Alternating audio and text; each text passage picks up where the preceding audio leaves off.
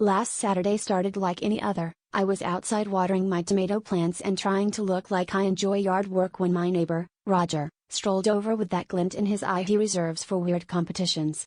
You might remember Roger from such neighborhood classics as Who Can Grill the Most Sausages Before the Fire Department Arrives and Extreme Leaf Raking, Wind Edition.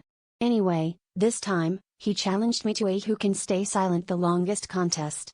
I figured, how hard could it be? I live with 3 kids under 10 and a dog who barks at his own reflection. Silence is my Everest. We set the ground rules: no talking, no texting, no written notes. But almost immediately, Roger started using his hands to make elaborate shadow puppets on the side of his garage.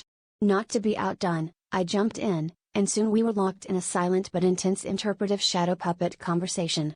My swan was clearly superior to his rabbit, but his velociraptor eating my swan was a power move. The neighborhood kids gathered, placing bets in Skittles, while a couple of perplexed joggers stopped to watch us flap, twist, and contort our fingers like deranged mimes at a silent disco. About an hour in, things escalated. Roger attempted the shadow puppet opera, complete with tragic love triangles and what I think was a shadow tax audit.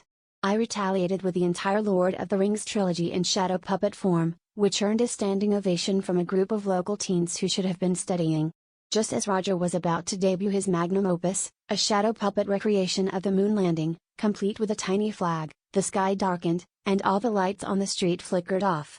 Total blackout. The crowd groaned, and I tried to signal my dismay with jazz hands nobody could see. It was at that moment Roger pulled out a flashlight and grinned, but the rules clearly stated no auxiliary lighting, so I had to admit defeat. Turns out, the only thing shorter than my attention span is my extension cord. Guess you could say when it comes to staying silent, I lost.